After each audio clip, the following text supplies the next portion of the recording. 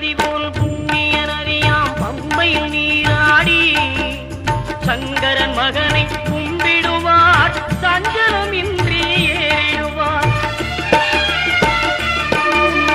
நீலிமலை ஏற்றம் சிவபாலனும் ஏற்றிடுவார். காலமெல்லாம் நமக்கே அருள்காவலனாயிருப்பார். தேகபலம் தா பாதபலம் தா தேகபலம் தா பாதபலம் தா தேகபலம் தா என்றால் அவரும் தேக